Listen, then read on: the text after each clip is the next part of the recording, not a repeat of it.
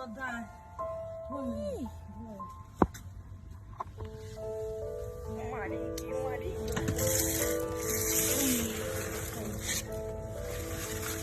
Ой.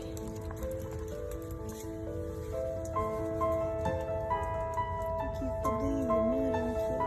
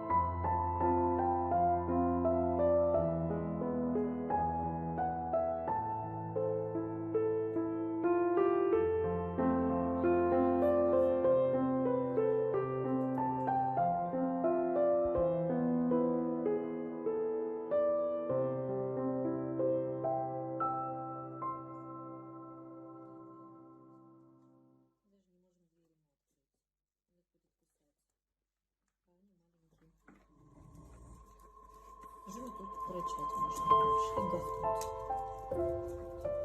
Просто их много, она немножко растерялась за двумя и волком.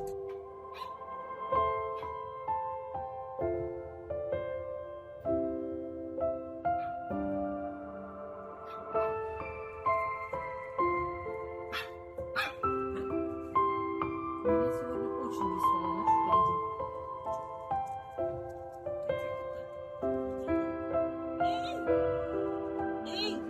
Шутка!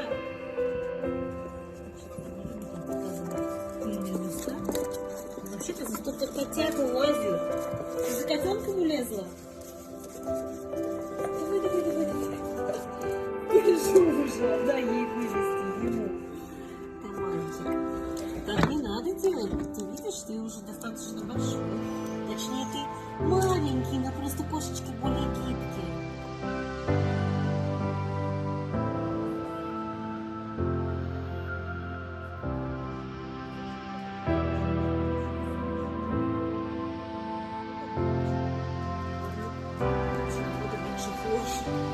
Кошки не крупные кошки.